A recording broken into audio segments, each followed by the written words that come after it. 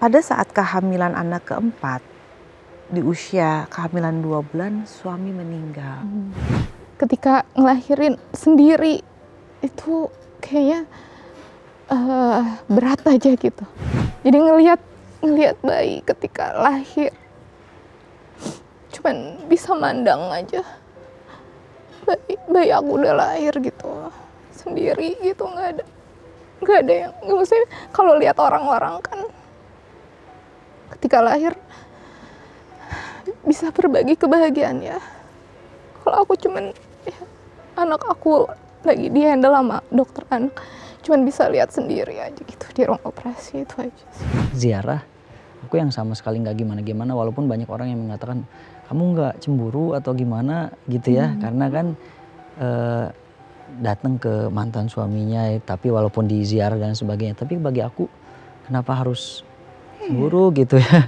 Bagi aku itu kebaikan kok, apalagi kita juga mengajarkan kepada anak-anak, ini ayah kamu, lalu kemudian kita ngedukasi bahwa sebetulnya ayah kamu itu adalah sudah tiada dan ini ayah biologis dan sekarang kehidupan itu saya lanjutkan, kira-kira begitu. Apakah titik terendah itu yang sampai bisa mengubah atau membuat seseorang memiliki karakter seperti Dodi? Aku kena fitnah lumayan Kak, cukup berat waktu itu. Jadi ada akun anonim yang jelekin aku, ngefitnah aku. Sampai penontonnya puluhan juta Kak.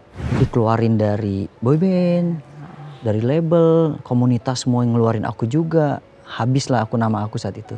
Kan dia owner perusahaan nih. Tapi mempercayakan direkturnya kepada orang lain. Nah orang lain ini, bukan orang lain sih, saudaranya sendiri. Yang kemudian praktek kotor itu. Dia itu benar-benar ditutup dari semua akses. Sampai kemudian di rumah aja, pas aku juga pas ketika pertama kali datang ke rumahnya dia. Semua di rumah itu ada sekitar 7 CCTV yang dipegang bukan sama dia. Lah gimana? Tapi sama direktur. Kayak boneka gitu loh Kak, kayak boneka gitu. Karena 2 tahun itu kan, jadi semenjak almarhum meninggal, karena foundernya memang almarhum. Semenjak almarhum meninggal, kan aku emang nggak in charge di dalam perusahaan kan, dalam segi manajemennya aku nggak in charge. Jadi, nah itu kesempatan mereka untuk 2 tahun itu ya udah ada Bermain. praktik itu. Ternyata kebenaran itu akan mencari jalannya sendiri. Halo pemirsa, sahabat saya yang akan bercerita di Hati ke Hati kali ini adalah pasangan inspiratif yang sedang jadi sorotan. Mereka adalah seorang musisi nasyid dan content creator bersanding dengan seorang aktris yang terkenal lewat serial Legenda Kolosal. Setelah melalui lika hidup masing-masing, mereka dipertemukan kembali dan memutuskan untuk menikah. Yang membuat kisah mereka begitu spesial, pasangan ini tidak hanya merawat anak kandung, tapi juga mengasuh 9 anak yang terdiri dari anak dari pernikahan sebelumnya dan anak dari saudara-saudara mereka. Inilah mereka, Dodi Hidayatullah dan Ratu Anisha.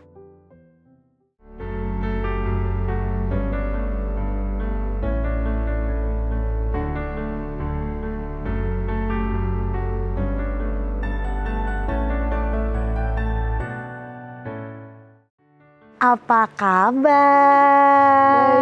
Baik. Sehat. Oke, ini sebelum saya lanjut, 9 anak. Dari pernikahan sebelumnya, Betul. Dodi bawa berapa anak? 3. 3. Ratu? 4. 4. Nah yang 2 ini Iya. yang jatuhnya keponakan gitu ya? Ponakan. Anak-anak dari saudara.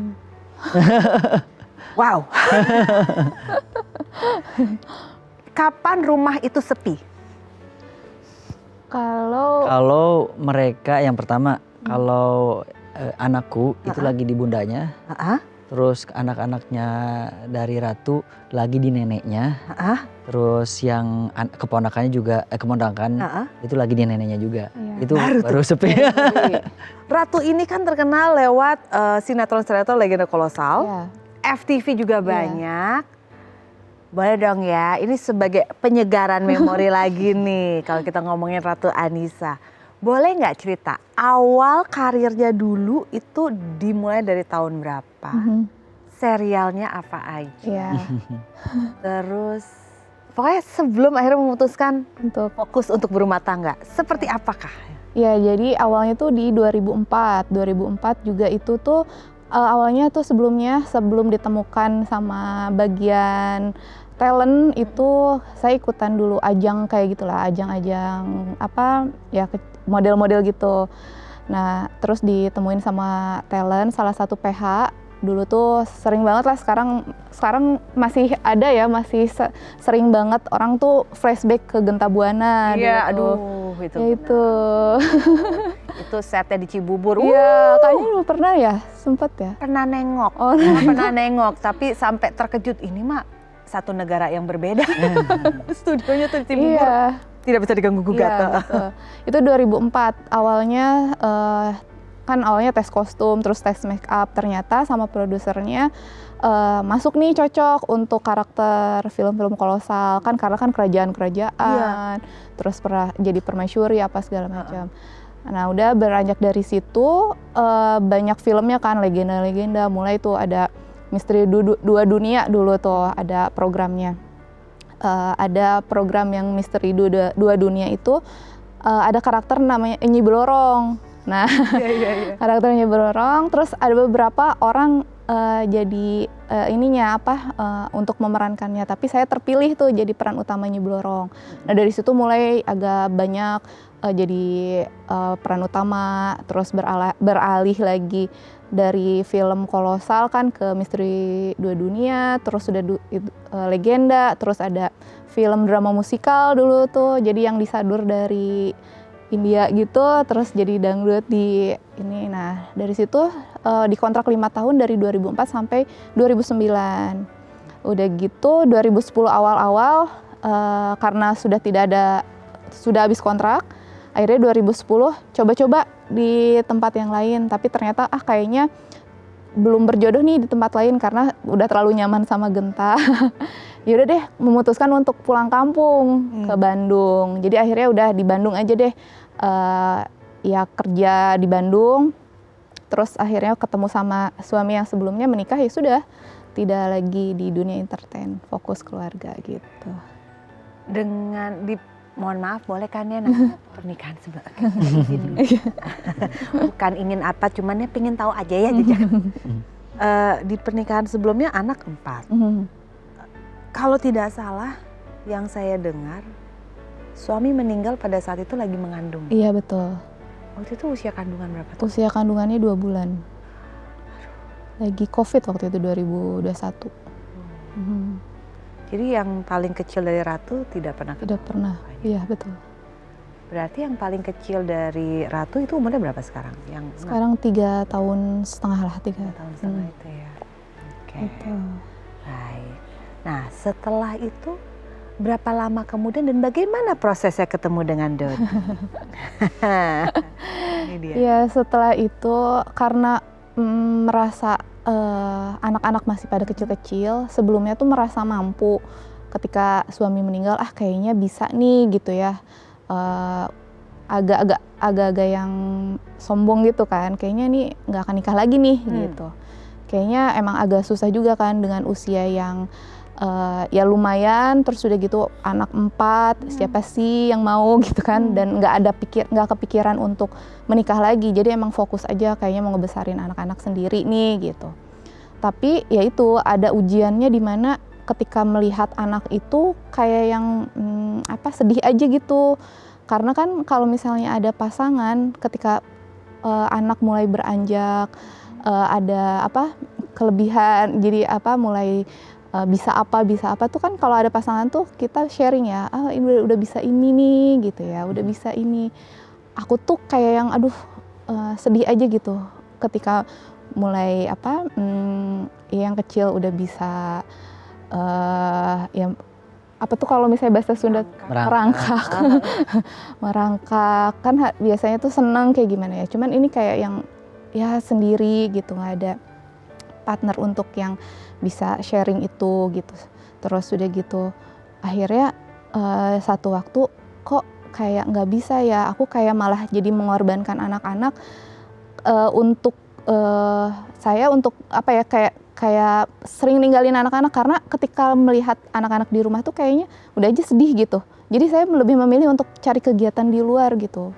cari kegiatan di luar yang untuk kesenangan saya sendiri gitu. Satu waktu kok anak-anak saya makin jauh ya, malah ada anak yang bayi tapi kok saya harusnya saya tuh dari kan masa menyusui ASI itu kan harusnya 2 tahun gitu ya. Waktu anak ketiga tuh karena masih ada support system karena jadi ya bisa sampai lama bertahun-tahun gitu, sampai anak ketiga 2 tahun tuh full ASI. Tapi yang anak keempat ini saya 6 bulan aja udah habis gitu kan ASI. Karena mungkin ya itu satu mental apa segala macam juga. Yang kedua saya kayak udah nggak mau take handle anak-anak karena udah ngerasa sedih duluan gitu ngelihat anak-anak. Makanya saya cari kesenangan di luar. Tapi kok anak-anak semakin jauh ya, kok malah dekatnya sama susternya gitu. Situ ada titik balik, wah nggak bisa nih kayak gini. Saya pengen deket lagi ya Allah sama anak-anak gitu ya, gimana ya caranya gitu. Pokoknya saya pengen nih. Tapi saya perlu ada support system yang ini ternyata saya nggak bisa sendiri. Ya udah akhirnya saya berdoa, saya minta yang emang sayang sama anak-anak gitu, yang emang bisa jadi sosok ayah juga buat anak-anak. Ya udah akhirnya nggak lama dari situ ya Allah tunjukkan tiba-tiba saya ketemu media sosialnya beliau gitu, ketemu Instagramnya beliau. Ya udah akhirnya saya follow dengan ngelihat dulu sih, oh ya, kayaknya ini nih. Apanya sih yang postingan apa yang bisa membuat Ratu orang lihat Dodi tuh saya follow. Habis itu baru ngeliat kemungkinan bisa langkah selanjutnya. Apa itu? Pas sebelum follow saya make sure dulu nih ini siapa ya. Karena kan beliau tuh sebelumnya tuh kan memang tergabung di ada musik dulu yang bareng sama Ray Mbayang. Nah saya tuh nggak nge-follow beliau tapi saya nge-follow temennya kan. Karena yang terkenal, maksudnya yang banyak followersnya tuh kan Ray-nya gitu kan. Jadi ya maksudnya siapa sih? maksudnya ibu-ibu mana gitu yang nggak nge-follow Ray gitu kan. Akhirnya ya ibu-ibu inilah nge-follow, tapi di dalam story-nya Ray itu ada Kang Dodi di situ. Bentar, nge-flashback perasaan ini kemarin tuh ada di artikel, aku bilang perasaan ini ada di artikel, tapi artikelnya memang beritanya agak lumayan ini ya, Dodi Hidayatullah bercerai dengan istrinya gitu kan. Oh itu toh kecinya. Jadi iya kayak, berarti kan bukan suami orang kan gitu. Artikel itu walaupun beritanya terkesan negatif tapi memberikan efek positif. Iya, itu benar. Berarti bukan suami orang. Ya udah, bukan berarti suami orang, berarti ya udah deh follow aja gitu. Karena kan ya prinsip aku walaupun misalnya aku mau nikah lagi ya satu bukan suami orang gitu kan. Terus udah gitu ya ada kriteria yang wajar lah ya kita mau mendapatkan jodoh tuh ada kriterianya. Yaudah, yang penting sih prinsipnya jangan suami orang. Yaudah, oke, satu udah nih. Confirm. Ya. Terima kasih untuk yang menulis berita itu dan masuk ke timeline-nya Ratu. Ya, membantu sekali. Terus akhirnya dari situ lihat konten-kontennya beliau, ya sepertinya religius gitu kan, karena memang maksudnya tuh nggak jauh dari apa yang sudah ditinggalkan sama suami sebelumnya. Maksudnya tuh ingin kayak apa ya? Value-nya, nilainya. Iya, jadi kayak cara pandang hidupnya. Terus udah gitu melanjutkan kebaikannya lah gitu ya, melanjutkan kebaikan almarhum sebelumnya. Dan saya kan maksudnya sudah tahu prinsip-prinsip hidupnya almarhum itu seperti apa untuk memberikan pendidikan untuk anak-anak seperti apa, dan melihat beliau sepertinya ya feeling tuh kayaknya ini cocok gitu ya untuk nggak jauh dari yang sebelumnya gitu. Ya udah akhirnya dari situ gimana caranya nih bisa ketemu ke langkah selanjutnya ya. Yang penting follow dulu. Yang penting follow dulu. Baik. Saya akan stop dulu karena saya pengen langsung. Ini kan ibarat recto verso, ada 2 sisi. Ini dari sisinya Ratu sudah terlihat ding. Sisinya Dodi. Ngeh nggak sih waktu di follow sama Ratu awalnya, atau termasuk orang yang ya pokoknya follower udah nambah ya udahlah nambah aja lah, nggak tahu itu siapa yang nge-follow, atau kelihatan ada yang follow, wah saya tahu ini. Sebetulnya jujur dari awal ngefollow dia ke aku, tuh nggak tahu siapa dia. Jadi dan memang ketika ada yang ngefollow ya udah ngefollow aja lah gitu, betul. Terus dan aku juga baru tahu dia itu siapa setelah menikah. Oh ternyata dia pemain film Genta Buana dan lain sebagainya, baru tahu setelah menikah malah. Di background sebelumnya nggak tahu sama sekali. Yang aku lihat kan dia sering banget biasanya pas ketika waktu itu pas di awal-awal dia ngefollow, kok sering banget dia nge-like di atas. Namanya dia tuh selalu ada di atas pas ketika nge-like postingan. Berarti kan kepo banget kan? Berarti setiap saat ngelihat profil Instagramnya dia kan. Jadi kalau misalnya yang ngelihat profil Instagram otomatis ada di atas gitu. Jadi dia ini siapa sih yang selalu terdepan gitu. Jadi garda terdepan. Mulai sering kok nge-love terus gitu, story kah atau postingan nge-react dan lain sebagainya. Dari situ ya udahlah, biasa dan ada beberapa juga kan, cuman nge-notice itu aja. Nggak lama dari situ kemudian ada anak manajemenku bilang ada yang mau ngundang nih untuk nyanyi di acara perusahaan. Nah kebetulan perusahaannya dia yang ngundang. Ternyata akhirnya waktu itu aku juga nggak tahu bahwa perusahaannya dia. Oh yaudah sesuai aja dari apa namanya, ada dari red cardnya lah dan sebagainya gitu ya. Habis itu akhirnya mungkin karena budgetnya nggak cocok kali ya. Akhirnya dia yang komunikasi. Kak, aku yang mau ngundang. Oh, kamu yang mau ngundang. Aku segini bisa nggak Kak diturunin? Oh ya udah buat kamu bolehlah turunin segini kataku gitu. Itu udah yang kalau aku udah ini nih udah jaga-jaga kalau misalnya dia masih kekeh ya jual mahal nih gitu. Ya udah deh aku nggak akan ngundang gitu. Ya mungkin emang karena ya jodoh gitu ya. Dia akhirnya kayak mau nurunin budget gitu. Terus akhirnya kita bisa bekerja sama lah saat itu. Gitu. Ya ternyata aku baru tahu kesini-sini ternyata dia itu ada undang misi. Aku misinya adalah untuk PDKT gitulah kira-kira. Serius? Iya. Bukan lebih ke yang langsung PDKT sih, lebih cuman pengen ketemu dan seperti apa sosoknya gitu. Nah, jadi selama ini mungkin di media sosial. Beda. Nah aku tuh kan memang acara itu tuh waktu bulan Ramadan ya, Ramadan 2022. Nah saat itu tuh kayak yang sebenarnya itu tuh acara yang udah di planning sama kantor tuh di tanggal segitu dan udah ada ustadznya gitu ya, udah ada pengisi acaranya lah gitu. Tapi karena saya emang bilang tuh ke anak-anak karyawan, pokoknya saya pengen ngundang Kang Dodi kata gitu. Tapi tuh udah ada yang ngisinya, nggak apa-apa, 2 aja, nggak apa-apa 2 aja. Oh ya udah, terus udah, tapi budgetnya segini teh. Ya ampun jauh banget nih sama yang pengisi acara yang ininya, wah jomplang. Yaudah deh, aku aja yang kontak langsung. Ya udah akhirnya sih bisa nih turun. Akhirnya ya udah, ya udah dari situ pertemuan pertama ya itu. Udah mulai yang tek gitu. Ini nih. Terus orang tua aku pun mamah tuh orang tua aku, mamah tuh langsung yang teh siapa itu? Gitu. Teh siapa itu? Kayaknya ini jadi kayak udah ada feeling gitu. Mamah tuh udah kayak yang ada sinyal gitu. Kan kalau bahasa Sunda sahat teh gitu kan. Siapa itu? Ya ini baru diundang. Kenapa mah? Enggak, kayaknya nggak tahu, feeling aja mama kayaknya gitu. Oh jadi kayak aku tuh kayak diger-gerin gitu sama mama. Siapa? Kayaknya mama feeling deh gitu. Hah?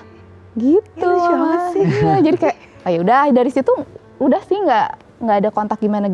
Jadi kayak ya mah doain aja gitu. Aku kayak iya mah doain aja. Gitu. Gitu karena mungkin orang tua juga berharap yang terbaik juga buat anaknya gitu. Terus mama juga mungkin ngelihat oh iya anak aku terlalu mungkin ya beban dengan 4 anak, mungkin emang harus ada support system. Jadi ngelihat sosok beliau tuh memang langsung ada feeling gitu. Wow. Kalau Dodi feelingnya gimana? Jujur waktu itu sebelumnya aku pernah ada yang deket Kak. Jadi pas tapi belum memutuskan untuk apa-apa kan. Cuman pas ketika ketemu sama dia, terus kemudian kesini komunikasi dilanjutin di media sosial kan Kak. Terus aku melihatnya justru feelingnya lebih positif ke dia karena value-nya berbeda. Kalau jadi kan wajar ya kalau kita memilih jodoh itu harus yang terbaik karena hidup berumah tangga itu bukan sehari 2 hari tapi long term kan. Akhirnya aku berpikir terus ngobrol-ngobrol sama teman-temanku gitu yang sudah senior di rumah tangga dan sebagainya dan rumah tangganya panjang gitu ya.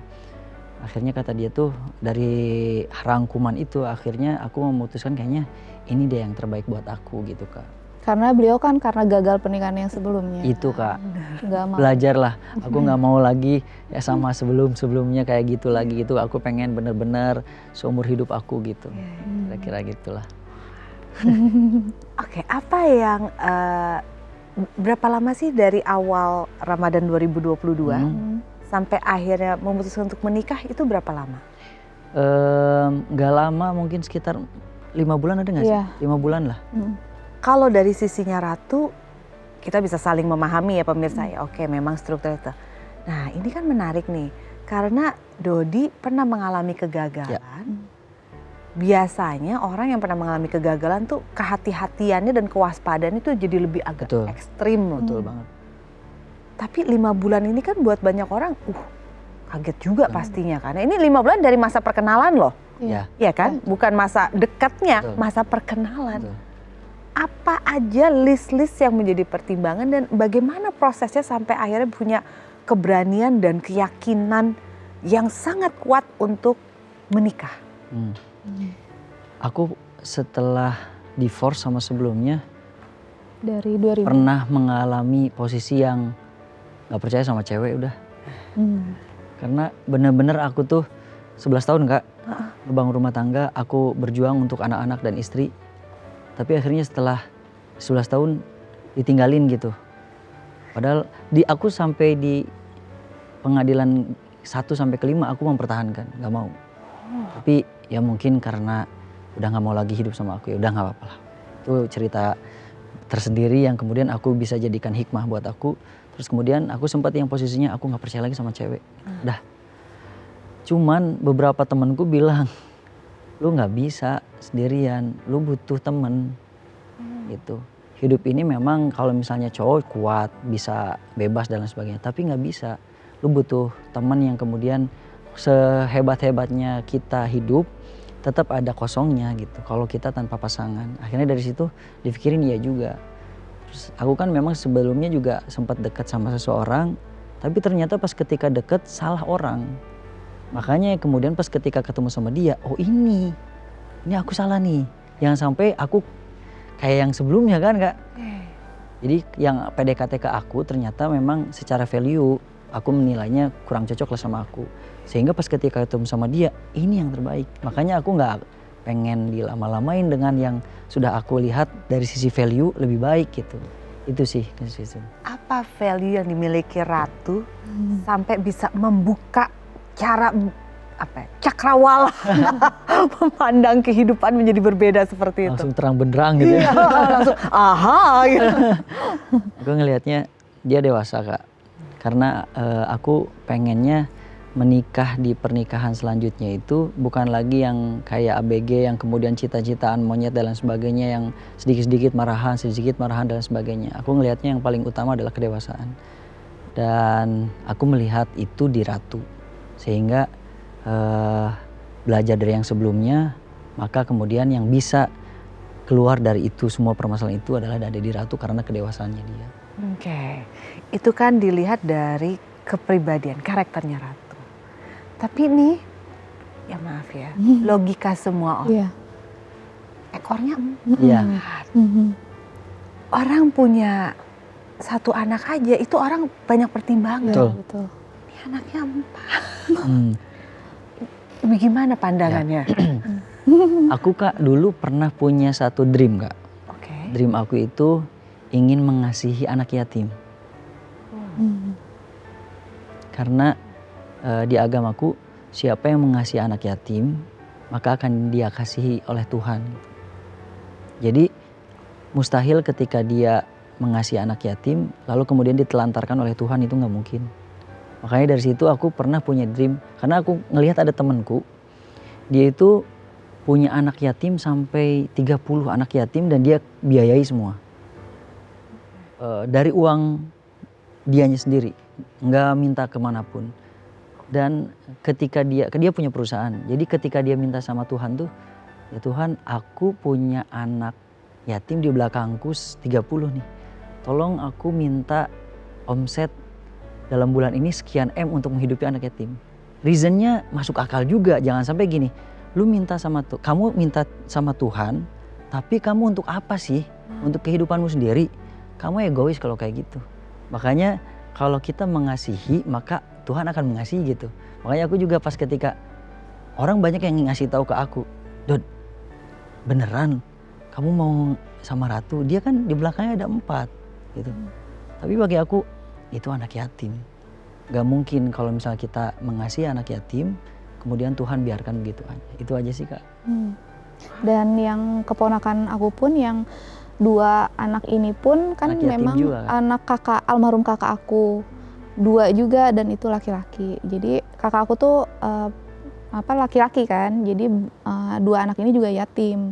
Jadi kita tuh anak yatimnya 6 gitu. Wow.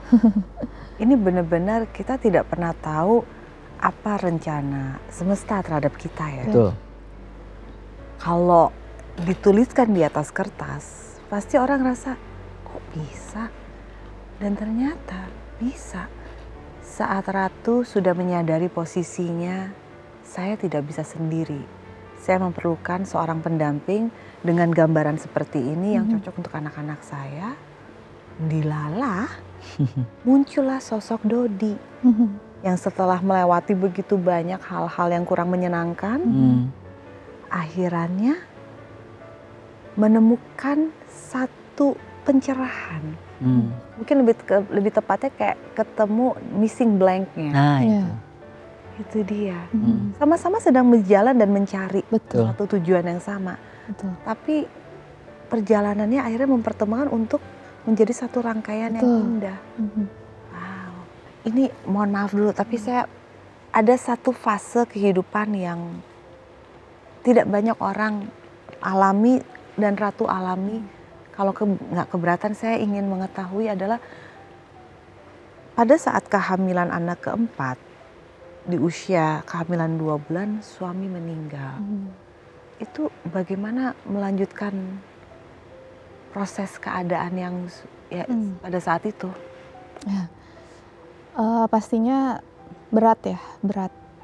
Apalagi saat 2 bulan itu lagi masa-masanya trimester awal gitu ya, yang kita tuh ya untuk untuk 3 bulan itu tuh kan saya tuh pasti kalau misalnya dari anak pertama tuh selalu ada fase mual gitu ya. Nah itu lagi masa-masanya seperti itu. Tapi ketika nggak ada suami di samping itu benar-benar yang berjuang sendiri untuk ngebesarin anak dalam kandungan gitu. Terus dari masa kehamilan yang ya cukup berat banget gitu, 9 bulan harus mengandung anak yang keempat ini tanpa ada ayahnya. Mohon maaf, pada saat sebelum suami meninggal, beliau sudah mengetahui, bapaknya anak-anak meninggal, beliau sudah tahu pada saat itu sedang hamil? Sudah tahu dan beliau tuh malah sempat yang anak keempat itu tuh anak yang tidak direncanakan oleh kami. Bahkan saya tuh sempat yang pengen menahan dulu untuk yang tidak punya anak karena yang ketiga ini tuh kan baru lepas ASI gitu kan. Jadi saya tunggu istirahat dulu gitu. Tapi ternyata ya kok takdir Tuhan saya hamil lagi dan itu sangat berita yang beliau yang almarhum tuh sangat bahagia lah gitu. Saya baru pertama kalinya karena beliau tuh almarhum tuh sebelumnya tuh nggak pernah men-share apapun di media sosial ya, maksudnya kebahagiaan apapun. Jadi memang pure dia selalu behind the scene dari perjalanan bisnis aja sih, nggak pernah yang kehidupan pribadi tuh nggak pernah dia share. Tapi ketika mengetahui saya hamil anak keempat, entah kenapa beliau tuh langsung men-share di media sosialnya kalau misalnya, karena sebelumnya dia tuh kehilangan adiknya dulu sebelumnya. Jadi ketika di share pun dia yang dia tuh bikin caption ya ada yang pergi, ada yang datang gitu, ada yang pergi dan ada yang datang. Dan ini adalah salah satu kebesaran Tuhan yang adiknya sebelumnya pergi, sekarang Allah titipkan lagi gitu, titipkan lagi. Nah, beliau tuh seneng banget. Nah, itu tuh saya sempat yang kok bisa ya dia share gitu, beda banget gitu, beda. Nah, kayaknya kayak dia udah punya entahlah meninggalkan jejak apa gitu ya, punya feeling itu ya, walau nggak tahu seperti apa. Tapi setelah itu ya sudah nggak lama dari itu kan COVID gitu kan, ada lagi masa-masanya COVID dan kita sama-sama sakit tuh serumah dan beliau akhirnya ke rumah sakit pun saya sering men-share nih perkembangan janinnya seperti apa saat di rumah sakit tuh. Dia hanya bilang ya apa ya, nggak banyak berkata apa-apa sih, cuman ya intinya beliau tahu ya. Dan bahagia dengan kehamilan keempat ini gitu. Karena kan itu cowok yang diinginkannya kan, sebelumnya cewek mungkin ya. Tapi sebelumnya nggak tahu kan anaknya cowok apa cewek. Sebelumnya nggak tahu, tapi berharap itu adalah laki-laki. Yang keajaiban lagi ya menurut saya gitu. Ketika mengetahui hari saat itu saya hamil, almarhum tuh tiba-tiba sudah menyiapkan nama yang aneh, makanya aneh banget untuk kami gitu ya. Dan itu tuh saksi itu anak tertua saya. Jadi lagi kumpul ngobrol-ngobrol sebelum sakit tuh ngobrol-ngobrol biasa aja, ngobrol-ngobrol ringan kayak gitu. Mami hamil lagi nih, mami hamil lagi. Tapi apa udah siapin nama nih gitu buat anak apa nanti yang keempat ini. Kan kaget, kok udah siapin nama gitu kan. Iya, pokoknya kalau cewek namanya Asia, tapi nggak ada, cuman Asia aja cuman gitu. Tapi kalau cowok itu lengkap banget, Muhammad Ali Abdullah katanya gitu. Jadi kayak udah bikin pertanda kayak yang ya udah kalau anak ini lahir namain ini ya gitu. Nama lengkap ya. Iya, nama lengkap, langsung nama lengkap, dan itu tuh kayak yang ya itu kasih pesan gitu. Dan ketika dilahirkan ya udah nggak lagi nyari nama, ya udah itu nama yang disiapkan oleh ayahnya gitu.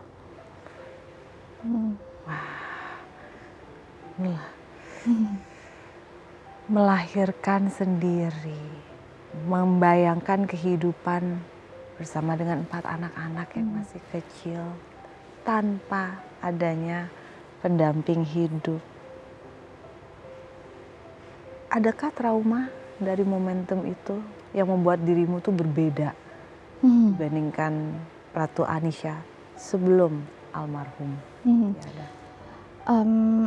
Entah kenapa mungkin dari kehamilan yang keempat itu jadi memang kayak Tuhan tuh kayak ngasih kekuatan aja gitu.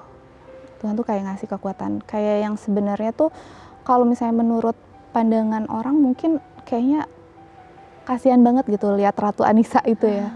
Kayak kasihan banget, jadi ya maksudnya hamil tanpa sosok suami, ya banyak lah yang iba gitu lah banyak.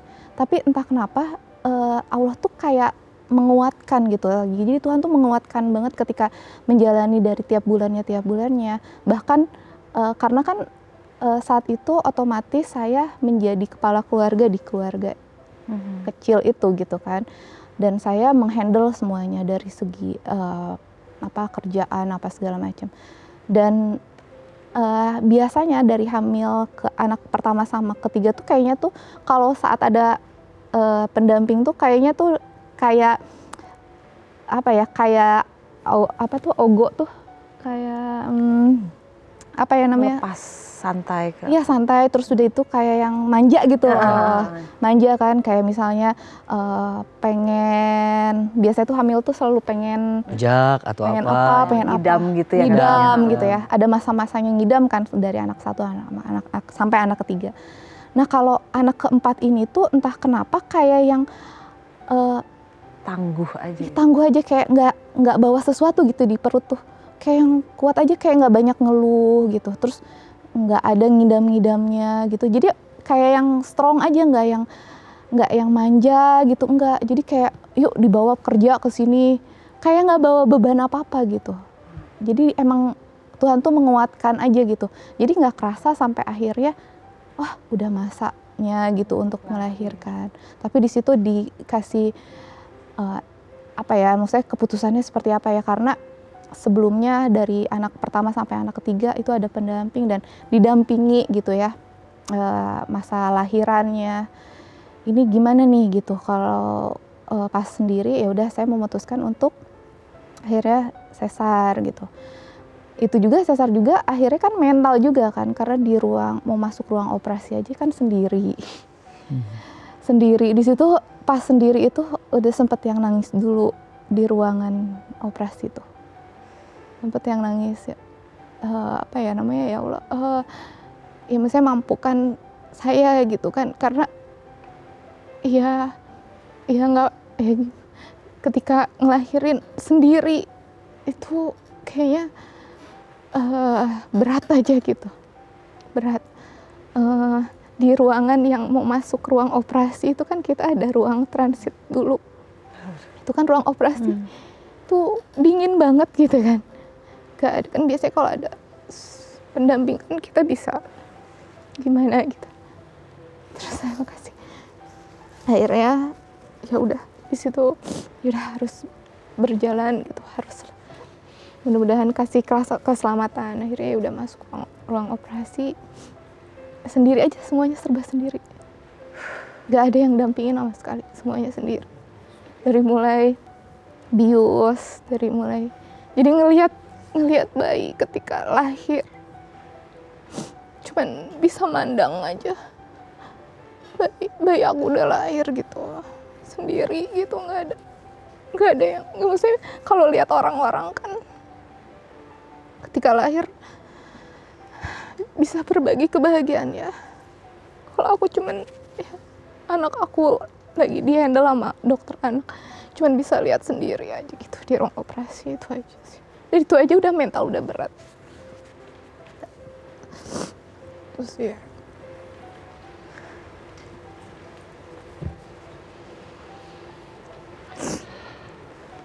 Berat tuh.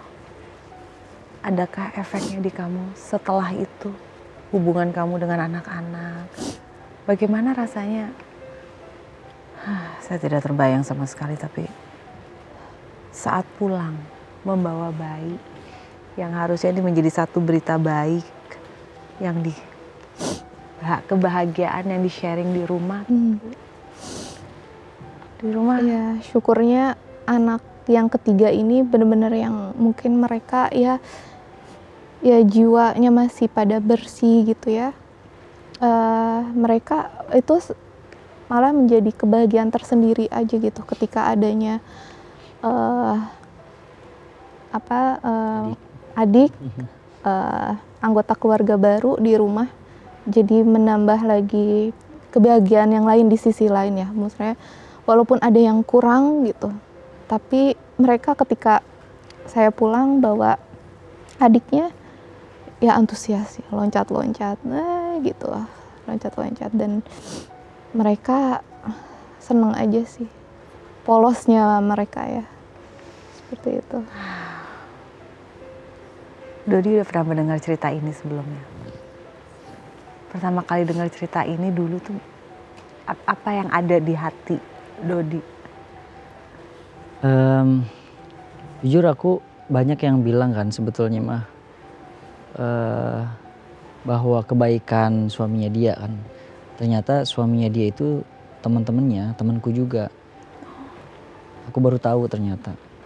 Dan banyak cerita tentang kebaikan suaminya. Dan itu juga yang membuat hati aku semakin yakin. Artinya kan didikan suami sebelumnya udah baik gitu. Sehingga pas ketika mengetahui tentang ceritanya almarhum, ketika misalnya dia pun misalnya ngajak anak-anak misalnya ke kuburan misalnya untuk ziarah, aku yang sama sekali nggak gimana-gimana, walaupun banyak orang yang mengatakan kamu nggak cemburu atau gimana gitu ya, karena kan datang ke mantan suaminya, tapi walaupun di ziarah dan sebagainya, tapi bagi aku kenapa harus cemburu gitu ya. Bagi aku itu kebaikan kok, apalagi kita juga mengajarkan kepada anak-anak ini ayah kamu, lalu kemudian kita ngedukasi bahwa sebetulnya ayah kamu itu adalah sudah tiada dan ini ayah biologis dan sekarang kehidupan itu saya lanjutkan, kira-kira begitu. Dan itu juga harus diedukasi dan saya kasih sayang itu kepada semua anak-anak gitu. Dan aku juga jujur ketika ngedengar itu benar-benar ngerasa kuat banget sih ini orang. Jadi ini juga yang membuat mudah-mudahan, dan saya juga merasakan sekarang ini perempuan emang hebat gitu. Layak lah gitu mendampingi saya. Gitu kira-kira. Wow. Pertama-tama saya agak terkejut, ternyata ada orang-orang yang bisa berpikiran seperti itu ya. Cemburu dengan almarhum, hah? Kan, oke, baiklah. Tapi ya sudahlah, untungnya sudah terbentengi dengan sendirinya karena Dodi sudah memiliki pola pikir yang sangat bagus. Yang menyatakan ya oke, nggak ke situ sih, tidak ada rasa kesana, malah menjadi nilai yang lebih karena ternyata almarhum memiliki value yang baik yang sekarang Dodi bisa melanjutkan dengan kebaikan yang Dodi miliki. Iya. Emang ya, ada kondisi di mana saat kita sudah mengikhlaskan, saat kita sudah berserah diri, kita bisa baru terbukakan yang terbaik untuk kita. Ya. Tapi untuk mencapai tahap itu biasanya orang harus sampai ke tahap perlawanan dulu, ya nggak sih kan? Betul. Ada momentum kita yang kayak ngelawan dulu dengan apapun yang sudah ditakdirkan, apapun yang sedang kita rasakan. Apa dalam tahapan Dodi? Sampai akhirnya bertemu dengan Ratu kan itu, fill the blank kan? Fase aku cukup lumayan keras Kak. Jadi dulu kan waktu aku sebelum menikah, dari sebelumnya juga kan memang aku udah terbiasa dengan kerasnya hidup. Gimana kemudian ketika dulu bareng sama ayah dari titik terendah, lalu kemudian akhirnya berhasil dan lain sebagainya. Ditambah pas ketika kemarin aku harus rela ditinggalkan sama pasanganku sendiri. Lalu kemudian duluan menikah gitu. Terus anak-anak bilang, "Bi, kamu Abi harus nikah lagi karena Bunda udah nikah duluan," katanya. "Oh ya udah, nanti aku cari," gitu ya. Terus ada lagi ujian lain. Kemudian aku sempat ketemu sama orang-orang yang baik secara agama, baik secara attitude, value dan sebagainya. Aku banyak banget ngobrol sama orang-orang itu. Ternyata memang bener ya, yang namanya hidup itu gimana lingkungan kita. Kalau lingkungannya negatif vibes-nya, kita ke bawah. Tapi kalau positif, ya kita juga ke bawah. Nah, ada posisi di mana kemudian aku juga sempat yang kemudian datang ke salah satu guru aku sempat tinggal di pesantrennya dia selama 3 bulan. Dan aku bener-bener tuh menyendiri di sana, terus berkontemplasi lagi gitu. Aku tuh hidup mau apa sih sebetulnya. Disitulah kemudian aku nemuin sesuatu yang kemudian takdir Tuhan itu tidak akan pernah salah kepada siapapun karena sudah punya garisnya sendiri-sendiri. Tinggal kita mau menjalannya atau tidak, ikhlas apa enggak, itu aja. Makanya pas ketika ketemu Ratu dengan ceritanya, begitupun dengan aku, maka ya aku harus berdamai dengan kondisi yang sekarang. Lalu kemudian kalau kita masih berpikir yang belakang-belakang, sampai kapanpun kita tidak akan tenang hidup. Makanya hal yang paling terbaik itu adalah berdamai dengan kondisi, jalani yang kemudian sekarang sedang dihadapi. Itu aja sih. Wow. Untuk bisa sampai ke tahap itu, membuat saya penasaran. Apakah titik terendah itu yang sampai bisa mengubah atau membuat seseorang memiliki karakter seperti Dodi? Aku kena fitnah lumayan Kak, cukup berat waktu itu. Setelah aku dikeluarin dari boyband aku, yang boyband aku ini tuh lebih percaya kepada orang lain. Padahal boyband ini aku yang ngebentuk, tapi aku juga tidak menyalahkan mereka karena setiap masing-masing punya keputusan masing-masing gitu ya. Saat itu aku dikeluarin dari boyband, dari label aku dikeluarin. Lalu kemudian dengan fitnah itu ya di dunia entertain lah ya Kak, aku kena fitnah ke sana sinilah sampai kemudian berita aku negatif gitu Kak. Itu titik terendah yang kemudian aku bisa melihat siapa yang kemudian tulus yang bersama aku, siapa yang karena sesuatu gitu. Nah ternyata di titik itulah yang kemudian aku tuh benar-benar merasa kehilangan siapapun. Karena jobless Kak, aku kontrak tuh sampai berapa puluh kontrak hilang semua. Kemudian orang ngeluarin aku dari semua komunitas Kak. Oh jangan ditemenin si Dodi dan lain sebagainya gitu Kak. Aku yang benar-benar gila sampai segininya gitu. Tapi ada orang-orang yang dia ketika aku di atas nggak ada. Tapi pas ketika aku di bawah dia tuh nyodorin tangannya, yuk berdiri kamu, aku dampingi. Banyak ada juga yang kayak gitu Kak. Di situ aku sadar, oh ini temen orang-orang yang tulus gitu. Karena kan kalau semut ngerubunin gula itu udah biasa Kak. Ketika kita lagi di atas banyak yang berkerubun sama kita, itu biasa. Tapi ketika kita lagi di bawah, siapa yang masih mau mendampingi kita untuk bangkit, itu luar biasa. Disitulah kemudian aku sadar diri benar-benar. Oke, aku kalaupun misalnya ada salah, aku akui salah. Tapi aku bisa melihat semuanya bahwa tersaring semuanya itu. Siapa yang tulus, siapa yang tidak gitu. Dan aku benar-benar kontemplasi diri saat itu, menemukan satu hikmah yang luar biasa buat aku sendiri. Di situ sih Kak, luar biasanya. Ini sudah berlalu, makanya bisa diceritakan dengan terdengar ringan. Tapi seperti apa sih rasanya berada di posisi itu, ditinggalkan oleh semua orang, tidak memiliki kepastian. Tadi seperti dikatakan jobless, itu kan buat jangankan buat pria, buat wanita aja memiliki yang biasanya bekerja tidak punya pekerjaan, itu salah satu yang seperti identitas kita juga hilang. Karena sekarang kan kebanyakan orang menuliskan di bawahnya nama adalah profesinya, pekerjaannya. Betul. Dan ini hilang, identitasnya hilang.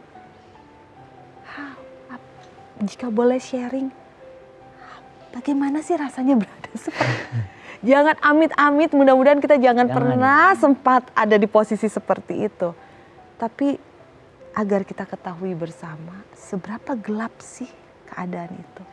Aku itu baru, jadi setelah divorce itu juga udah ceritanya udah luar biasa lah. Sampai stasiun TV di beberapa pengen ngundang dan sebagainya udah malas aku. Terus ditambah juga ada drama, aku sempat deket sama seseorang tapi seseorang ini malah fitnah aku pas ketika aku nikah sama dia. Mungkin karena tidak rela aku nikah sama dia akhirnya ngefitnah. Sampai aku tuh ketika misalnya nge-live atau muncul di media sosial tuh yang ada karena fitnah itu udah dimaki-maki Kak. Jadi benar-benar udah dimaki-maki di semua media online. Bahkan aku juga bingung kenapa media online yang terpercaya ngambil dasar sumbernya, sumber beritanya dari anonim, jadi akun anonim. Jadi ada akun anonim yang jelekin aku, ngefitnah aku. Sampai penontonnya puluhan juta Kak. Sampai semua media tuh ngehubungi ke aku. Saat itu aku baru nikah sama dia. Baru nikah. Ya, jadi proses kita nikah tuh sebenarnya nggak semulus itu. Dramanya jadi luar biasa. Ujiannya Masya Allah banget. Ujiannya benar-benar yang buat kami tuh, tapi jadi Tuhan tuh tidak memberikan dulu kebahagiaan di awal gitu loh Kak. Jadi kan kalau biasanya orang nikah tuh ya bahagia gitu ya. Lovey-dovey, Ya itu apa. kita enggak Kak. Terus kita tuh honeymoon atau apa. Iya, Aku gitu. tuh enggak. Kita benar-benar yang menghadapi permasalahan yang serius gitu. Jadi gimana caranya di posisi aku pun harus mensupport mentalnya suami aku tuh saat itu yang lagi ngedrop banget. Kamu nggak goyang? Kan biasa kan gini, Iya. perempuan itu mudah mendengar Paham. banyak orang Paham. kan. Di saat kalian baru bersama menikah, duar, Iya. serangan ini loh. Iya. Sebelum menikah aja Kak. Sebelum menikah tuh sebenarnya Banyak beritanya banget udah beritanya banyak. masuk ke dia. Jangan nikah sama Dodi katanya Iya. begitu. Udah Karena mulai muncul. udah mulai banyak yang nggak suka kita tuh kedengaran mau menikah, udah banyak banget. Makanya karena dari permasalahan yang sebelumnya, dari pernikahan sebelumnya, entah apa beritanya gitu, jadinya tuh melebar. Terus ketika terdengar saya mau menikah sama Kang Dodi, itu tuh kayak meyakinkan saya, yakin tuh gitu loh, yakin tuh Dodi kan orangnya gini, orangnya gini. Tuh lihat di gitu. media sosial gitu Iya. dan sebagainya gitu. Orangnya kayak gini. Oh iya, tapi saya tidak merasakan apa yang diceritakan orang itu, saya tidak ini. Malah semakin banyak berita negatif, kok saya semakin yakin ya, aneh banget. Dan orang tua pun otomatis kan saya ketika mau menikah tuh minta ridhonya orang tua kan. Orang tua tuh saya udah ngajak ngobrol, Mah, Pah, Kang Dodi tuh beritanya seperti ini, nggak ada yang ditutupin sama saya, nggak dibagus-bagusin, nggak digimana-gimanain. Biar Kang Dodi langsung kenalan sama orang tua saya. Kesan pertama baik banget sama orang tua. Terus setelah itu ada berita-berita ini loh. Tapi orang tua tuh malah support. Itu kan mereka istilahnya ya itu hanya fitnah aja gitu. Malah memberi ridho yang luar biasa gitu untuk kami gitu. Jadi ya udah orang tua sudah ridho, ya apalagi sih gitu kan. Terus saya pun ketika ngedengar suara-suara negatif tentang Kang Dodi, anehnya tuh ya itu semakin yakin gitu. Jadi Tuhan tuh malah kasih keyakinan itu gitu untuk terus bareng sama dia. Ya misalnya kalau misalnya orang awam biasa kalau denger yang negatif-negatif kan. Seberapa berat sih serangan itu? Apa yang Berat disampaikan? banget Kak. Jadi ini Kak, jadi apa ya, sempet yang posisinya aku itu bener-bener yang diserang sana sini. Kan dikeluarin dari boyband, dari label, komunitas semua yang ngeluarin aku juga. Habislah nama aku saat itu. Tapi ketika aku cerita sama dia nggak ada yang ditutupi. Silakan handphone aku bawa, buka semuanya. Aku nggak akan ada yang ditutupi. Iya. Cerita aku tentang terdahulu, silakan lihat. Cerita aku sama sebelumnya, aku silakan. Iya. Iya silakan. Aku nggak akan ada yang ditutup-tutupi. Inilah aku apa adanya. Karena aku nggak mau kayak misalnya, wow nih keren gitu ya. Ternyata belakangnya jelek banget gitu Kak. Coba enggak. Aku pengennya Jadi membuka semuanya gitu. Jadi makanya kelebihan Kang Dodi itu seperti itu. Jadi ketika saya mengkonfirmasi berita negatif tentang Kang Dodi punya bukti faktanya yang saya tuh bukan anak kecil yang bisa diomongin. Ya maksudnya bisa diomongin kayak gitu. Fitnahnya apa sih? Ya maksudnya ke satu kalau misalnya Sampai segitunya tuh apa sih? Orang tuh kenapa sih? kalau waktu sebelum nikah sih berita tentang yang kenapa Kang Dodi itu bercerainya gitu ya. Nah itu cerita bercerainya tuh karena ya maksudnya banyak lah, maksudnya karena negatif lah gitu ya. Hancuran karakter Dodi banget. Iya. Betul Kak, aku bener-bener karakternya dihancurin. Gara-gara ada, kemudian pas aku mau nikah itu ada satu akun yang anonim, dia nggak tahu siapa, kayaknya aku sih asumsi aku sih dia beli akun itu yang udah followernya banyak, terus dia upload tentang fitnahan aku semua. Jadi postingan cuma untuk aku doang itu. Jadi nggak ada postingan yang lain kecuali itu. Iya. Iya. Dan akhirnya dari situlah kemudian rame kemana-mana. Nah ternyata ceritanya orang yang kemudian nggak suka sama aku karena sesuatu yang karena mungkin dia tidak jadi sama aku, lalu kemudian bersatu padu sama, ini ceritanya masuk lagi nih, sama orang kantor yang ada di dia. Dia kan punya perusahaan nih, ada kepentingan. Orang kantor yang ada di dia itu sekarang setelah aku menikah ketahuan fraud Kak.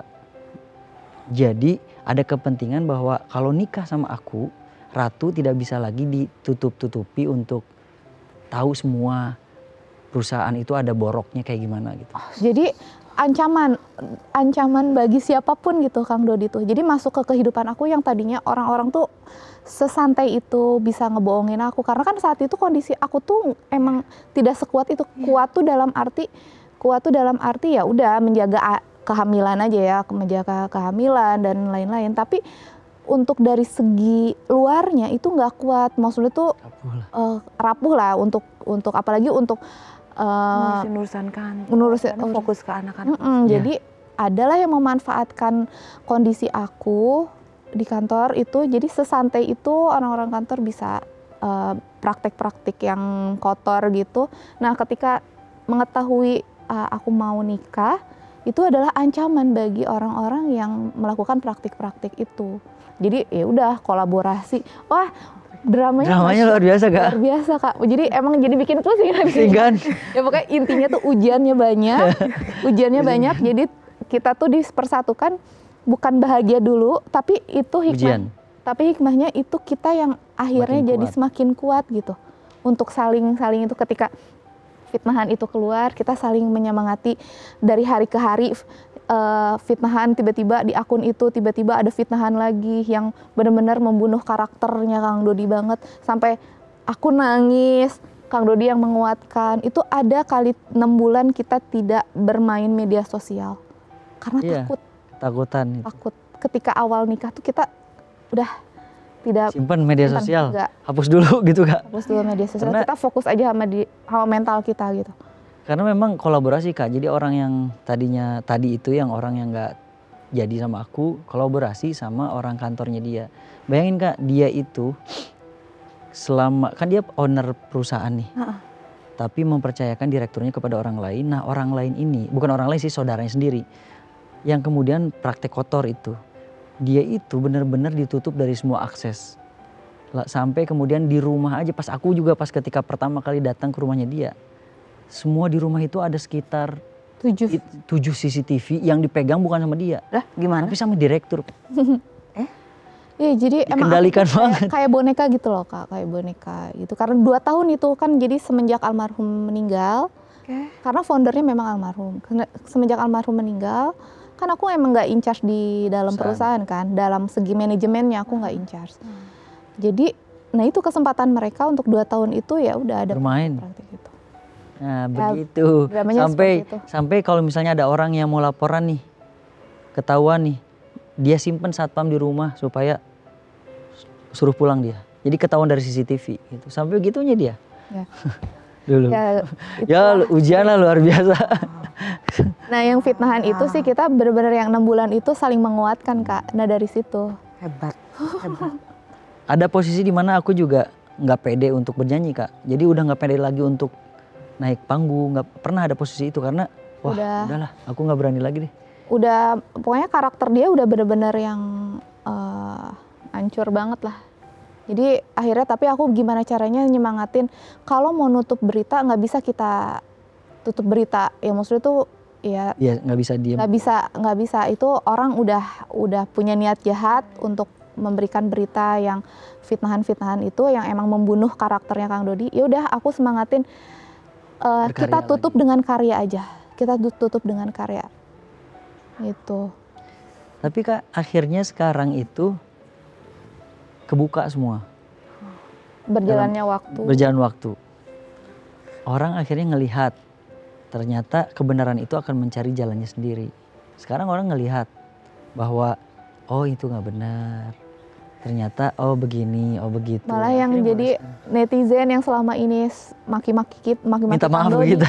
Di media sosial tuh minta maaf ya kemarin sempat yang berpikiran negatif ke Kang Dodi apa. Jadi padahal kita nggak pernah klarifikasi. Nggak pernah klarifikasi sama sekali. Kita benar-benar yang ya udah deh biarin aja. Tapi kita punya ikhtiar. Ya maksudnya kan ini nama baik Kang Dodi sudah tercemar. Kita punya ikhtiar ke jalur hukum Kak, sempat ke jalur hukum untuk membuktikan lah si akun itu. Ya ketika di BAP dan orangnya datang ke polisi, besoknya akunnya hilang. Jadi ya udah jelas berarti oh iya berarti ini adalah siapanya tuh udah jelas gitu. Tapi saya salut sih dengan kekuatan kalian. Dari tadi saya coba membayangkan kalau saya di posisinya Ratu, saya akan kayak gimana? Iya. Kalau saya di posisinya Dodi, saya akan gimana ya? Saya nggak akan punya kekuatan untuk terus jalan. Takut lah. Iya. Kalau terlalu banyak yang, ya terkadang kan kita ngelihat kan suara mayoritas ya, semudah itu ya. Betul. Ya walaupun itu bikinan apa gimana pun, Iya. tapi kalau udah banyak kan pasti menggoyang. Betul. Sangat. Dan apa kata kunci kalian untuk bisa teguh Kuat. bersama? Kita tuh Ada punya guru, salah satu guru tuh bilang gini, yang namanya rumah tangga itu harus saling. Kalau satu aja lepas, maka sekuat apapun satu orang ini megang, tapi ini dilepas, gampang untuk dilepasin. Tapi kalau dua-duanya megang, saling bergenggaman, itu sulit untuk digoyahkan gitu. Makanya sehebat apapun waktu pernikahan sebelumnya, aku yang pengen banget, tapi satu orang yang gak bisa, lepas tuh Kak. Nah makanya kemudian kemarin dikasih nasihat, jangan pernah kemudian satupun yang kemudian ingin lepas. Tenggang gitu. Jadi kalian harus kuat, saling gimana? kuat, harus saling kuat gini katanya, nggak boleh dilepasin satupun. Nggak boleh ada yang gini. Aduh jadi pengen tepuk tangan. Aduh, wow. Itu padahal di awal-awal pernikahan tuh. Iya. Baik. Ini kita belum bahas 9 anak nih. Oke. Saya sampai bingung mau mulai dari karena dari sini aja ternyata itu sudah jadi fondasi yang sangat kuat. Tapi bersyukurlah ternyata nasihat yang diterima oleh Dodi dan Ratu dan yang dipilih untuk diikuti adalah yang terbaik dan terbenar. Berapa lama tuh waktunya untuk, wah ini lagi ditarik-tarik nih, menggenggam nih berapa lama tuh hantaman itu? Tamannya. Berapa? 6 bulan ya? 6 bulan lah. 6 bulan mulai dia ngasih semangat, ayo berkarya lagi. Aku mulai buat single. Buat single, aku ngeluarin lagi lagu gitu ya, berkarya lagi. Walaupun biasanya aku berempat, sekarang sendirian gitu ya. Mulai dari situ juga, mulai lagi buat konten-konten. Cuman sekarang kita buat konten yang insya Allah mudah-mudahan bisa lebih bervalue lagi gitu. Jadi semakin dewasa lah, semakin kesini kan semakin diterpa. Semakin Dipahat gitu ya, semakin kita juga semakin bisa mateng gitu lah kira-kira. Perjalanan pasangan yang luar biasa ya. Ini satu benar nih filosofinya ya. Iya benar. Kalau satu udah lepas, walaupun yang satu menggenggam sekuat apapun bisa lost. Betul. Iya. Pelajaran yang bagus. Oke. Masuk ke 9 anak. Duh gak kebayang saya. Di sekolah aja yang sepantaran aja itu udah guru-guru bisa sakit kepala. Iya. Ini dalam ikatan keluarga. Itu siapa? Ini siapa? Nah ini, itu gimana ceritanya? Awal dalam menyatukan sampai ada 9 ini gimana? Apalagi perkenalannya kan baru. Iya. Baru. Ayo cobalah, saya nggak tahu ini mulai dari mana ini. Awal-awal sempat pesimis karena aku tuh punya anak cewek yang paling besar kan. Itu usianya dia udah lumayan agak dewasa dan kritis. Ketika Remaja lah ya. ketika mau memutuskan untuk menikah pun sempat yang mengunderestimate Kang Dodi. Jadi sempat yang aku nggak mau mami nikah lagi, sempat kayak gitu. Tapi kita berkolaborasi akhirnya gimana ya, kita niat baik nih gitu. Gimana caranya supaya Tete Aisyah mau menerima.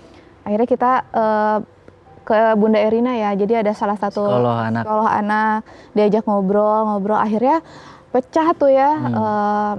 Dan kata Ustadz Lukman juga ketika udah nggak usah khawatir, anak itu masih polos, jiwanya tuh masih bersih gitu. Ketika sosok ayahnya memberikan contoh yang baik, itu akan pola pikirnya akan berubah menjadi positif gitu, menerima. Dan alhamdulillahnya Kang Dodi itu ketika di rumah ya udah layaknya menjadi sosok ayah yang baik bagi anak-anak aku. Nggak ada pernah dibeda-bedain dari kasih sayangnya mau ke anak biologis ataupun ke anak sambungnya gitu. Benar-benar yang sama gitu, dikasih porsi sayangnya tuh sama.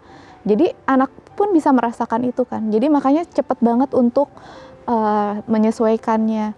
Terus malah kan setiap weekend ya kalau misalnya mau kita jemput anak-anaknya Kang Dodi itu setiap weekend. Jadi kalau misalnya udah nih hari Jumat nih besok pasti udah ada sinyal-sinyal.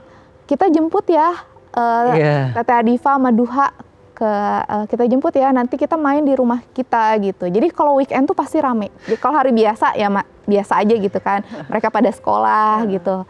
Nah kalau misalnya weekend yang ramenya tuh ya ketika kita udah kumpul gitu. Jadi udah tergantung nih, misalnya udah weekend nih, ketergantungan. Udah weekend nih, ayo kita jemput. Jadi udah punya kebiasaan itu, rutinitas itu. Gemes banget sih. Karena kalau enggak, pasti ada yang kurang gitu. Seru. Jadi main pun kita juga kadang ya menyesuaikan juga. Ini apa ya yang bisa bareng-bareng, apa yang bisa bareng-bareng. Jadi kalau nggak dibagi-bagi nih, kalau yang gede-gede kan udah nggak mungkin nih main ke playground gitu.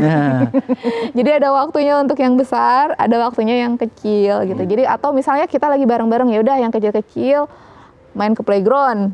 Dipegang sama aku misalnya. Sama Kang Dodi, yang gede-gede main sama aku ke mall ngapain gitu. Bagi-bagi tugas kita.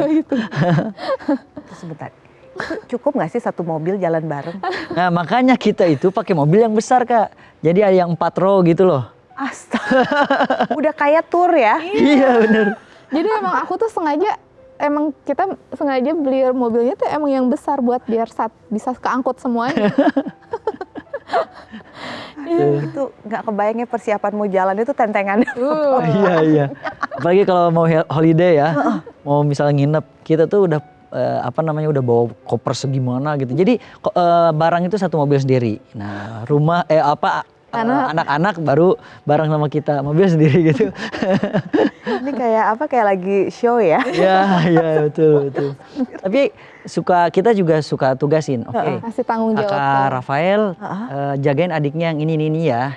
Aisyah jagain ini. Akhirnya di lokasi itu kalau ketika liburan mereka saling jaga gitu. Jadi ya udah emang hati anak tuh bener-bener yang baik, bersih gitu. Jadi mereka tuh nggak perlu penyesuaian yang ini, mereka udah punya ikatan batin sendiri gitu. Jadi kayak udah saudara kita ini gitu. Oke. Kita juga jadi iya ya kebesaran Tuhan tuh luar biasa. 9 anak. 4 dari Ratu, 3 dari Dodi, 2 adalah keponakan dari pihak Ratu. Iya. Saya itu membayangkan 7 aja tuh sudah banyak. Tapi apa ceritanya sampai akhirnya ada 2 keponakan yang bergabung juga? Iya, jadi keponakan ini adalah anak dari almarhum kakak saya yang laki-laki. Jadi saya tuh 3 bersaudara, kakak almarhum yang sudah meninggal, saya dan adik. Nah, keputusannya adalah karena ketika sebelum meninggal kakak saya itu kan sakit, tapi beliau tuh sempet yang mungkin yang mengkhawatirkan masalah anak-anak, tapi saya kayak kakak nggak usah khawatir, jadi kakak nggak usah khawatir, anak-anak aman bersama saya gitu. Nah dari situ nggak lama dia menitikkan air mata dan oh my God, dan gitu. Iya. Jadi kayaknya saat itu kayak susah, bukan susah ya, belum bisa untuk melepas. Karena mungkin itu memikirkan ada beban. Tapi ketika saya ngobrol seperti itu, ketika lagi sakratul maut, ketika saya ngobrol itu nggak lama dari situ beliau seperti ya udah tenang gitu. Nah di sisi lain saat itu kan memang almarhum suami saya itu masih ada. Jadi kita tuh sebenarnya melanjutkan kebaikannya almarhum juga nih, balik lagi. Ketika kakak saya meninggal, almarhum suami juga masih ada. Ya almarhum yang ya sudah berarti ini estafetnya ke kita nih gitu. Ya udah mudah-mudahan Tuhan kasih rezeki aja gitu. Ya udah. Akhirnya saya sama orang tua berdiskusi, yaudah kakak Rafa sama Halid mudah-mudahan Tuhan kasih rezekinya, kita akan handle semuanya gitu. Nah memang dari kecil memang udah deket sama saya gitu 2 anak itu. Terus kenapa nggak sama bundanya, karena mungkin lebih nyaman di saya, lebih nyaman di ya lebih nyaman di saya. Jadi memilih untuk tinggal sama saya. Ya udah, jadi udah kayak anak sendiri aja, tanpa ada keputusan yang seperti apa, karena anaknya aja yang kayaknya udah ingin deket sama saya. Ya udah, kita menjalani aja gitu. Nggak ada yang nggak ada yang keputusan yaudah kakak kamu di mami ya, kamu di sama mami, enggak, tapi anaknya yang mau, tanpa paksaan, tanpa apapun, karena kan memang sebenarnya bundanya masih ada, tapi mereka nyamannya kan, yang namanya anak juga kita harus melihat juga kan apa nyamannya di mana. Tapi dua anak ini ya nyamannya di kami gitu. Ya udah, akhirnya kita ini, dan datangnya Kang Dodi memberikan lagi kekuatan yang baru juga bagi dua anak ini. Jadi udah ngeblend lagi aja gitu. Oh nggak, yang apa ada yang ada di benak saya? Ada dua hal. Pertama, saya harus ralat. Jadi saat Dodi menerima Ratu itu dengan 6 anak, bukan 4. Iya. Itu betul. satu. Yang kedua adalah si kakak itu udah meninggal berapa lama yang lalu? Dari 5 tahun. 5 tahun. Rafael dan Khalid akhirnya sekarang berada dalam keluarga yang utuh. Iya. Sosok bundanya ada, maminya ada, dan sekarang ada abinya. Iya. Jika almarhum kakak bisa mendengar, hari ini dia bisa melihat bahwa anak-anak saya berada kembali dalam keluarga yang utuh. Ada nggak pesan yang pengen disampaikan ke almarhum kakak? Terhubung dengan kedua anak ini. Ya, ya apa yang sudah janji gitu ya ketika sebelum meninggal kakak, ya kak, Neng udah menjalankan apa janji Neng gitu untuk bisa mengurus anak-anak kakak. Jadi kakak yang tenang aja, dan alhamdulillah anak-anak kakak di bawah pengawasan kami menjadi anak yang tidak kekurangan apapun. Terus juga ya kakak Rafa juga bisa berprestasi dengan baik di sekolahnya. Khalid pun sama, jadi tidak perlu lagi ada yang dikhawatirkan, itu aja sih.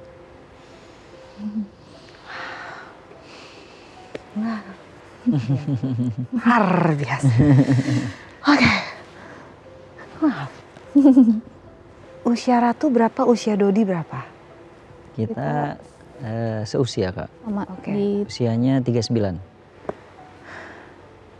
Dan sudah mengambil keputusan yang luar biasa seperti tanggung jawab yang besar seperti ini. Kembali ke kalian berdua. Apa hal yang paling disyukuri atas kehadiran satu sama lain? Dodi dulu deh. Apa yang Dodi paling syukuri dengan kehadirannya Ratu dalam hidup Dodi?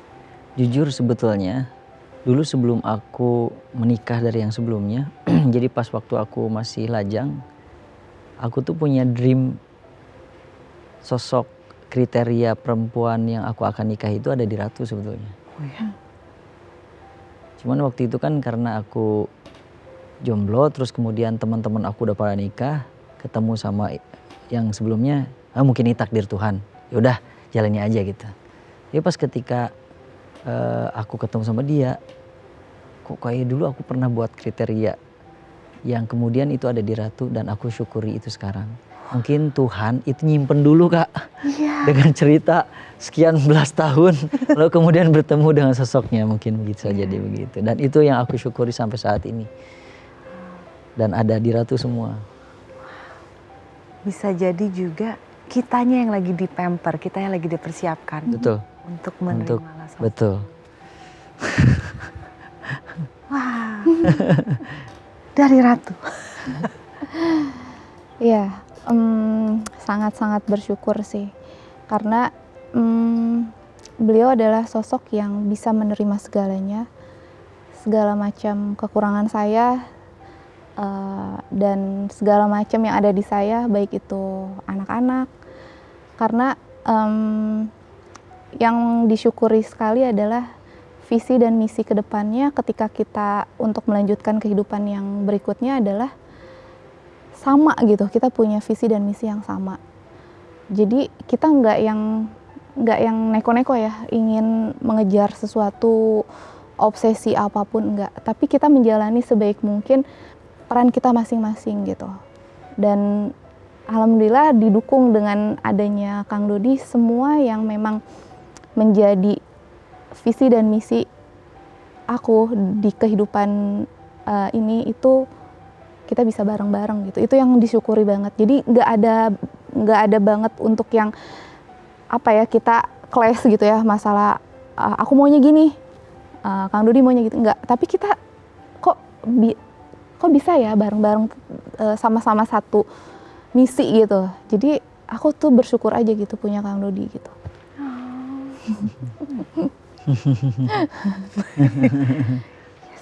Benar sekali pemirsa.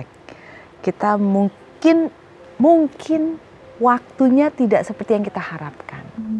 Tapi kalau kita konsisten di posisi kita untuk menjadi orang yang baik terus-menerus, waktunya akan tepat untuk bertemu dengan orang yang paling tepat. Saya mau coba bagaimana mereka dalam mengisi teka-teki kehidupan ini. Jadi Ratu, Dodi, di dalam sini ada beberapa kartu yang memiliki kalimat belum lengkap. Kalimat ini harus dilengkapi dengan apa yang dirasakan dari si pemegang kertas ke lawan bicara. Ini kalau Dodi mah gampang kayaknya, ya. Langsung jadi lirik gitu ya. Oke, silakan dipilih dulu. Ini kita bacain ya kalimat yang warna, itu. ya betul, isinya yang warna hijau. Kadang-kadang ada yang ngambil yang kertas putih ya, itu kekecilan nggak bisa. Oke, gantian ya, tunggu satu-satu dulu. Mau siapa dulu? Mau Dodi dulu atau mau Ratu dulu? Dulu, aku dulu lah. Ya.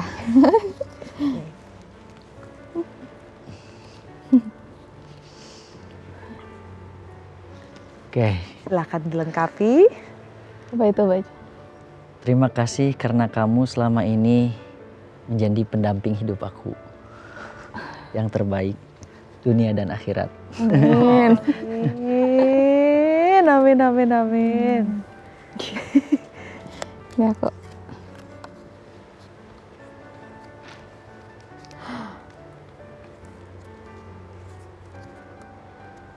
Arti kamu bagi hidupku segalanya. Berapa lama sih menikahnya nih? Padahal baru 2 tahun kita. Aduh. Kata orang kan 2 tahun, ada yang bilang fase honeymoon, ada yang bilang fase hati-hati, baru kelihatan nih asli-aslinya kayak gimana. Tapi kalau perjalanannya Dodi dan Ratu, seperti yang diceritakan tadi, di awal aja udah aduh, tempaannya aduh, itu kalau misalnya pandai besi itu udah panas membara, udah meleot itu ya. Iya. Tapi ternyata hal itu yang justru memperkuat. Dan ini juga pembuktian bagi kita pemirsa. Bahwa kalau kita berbuat baik, kita berbuat benar, memiliki hati yang ikhlas. Memang berat, ini bicara teori kayaknya enak diomongin. Memang berat. Tapi kita tidak pernah tahu apa yang semesta sudah siapkan yang terbaik untuk Anda. Dodi dan Ratu bertemu setelah melalui jalur perjalanan masing-masing yang tidak terbayang. Tapi saat kita kekeh mempertahankan apa yang baik, kita akan dipertemukan dengan yang terbaik pula. Tapi luar biasa sekali. Sekali lagi salam buat anak-anak semua di rumah. 9. Dan tidak terbayangkan, nanti saya mau nonton-nonton lagi ya yang pas lagi weekend ya bareng. Seperti apa itu serunya. Terima kasih Ratu, terima kasih Dodi. Lancar terus sampai tua nanti, sampai ke akhirat semuanya. Memang kita manusia, terkadang kita bisa bermimpi, tapi kalaupun terjadi penyimpangan dari mimpi kita, jangan putus asa. Jangan putus asa, tetap bertahan. Dodi pernah mengalami titik yang sangat gelap. Ratu pun demikian. Tapi lihat, kalau kita memilih untuk tetap bertahan, indah sekali hidup yang diperoleh kemudian. Terima kasih untuk kebersamaan kita. Kita berjumpa lagi lain kesempatan pemirsa. Saya Anyi Dunov pamit. Sampai jumpa.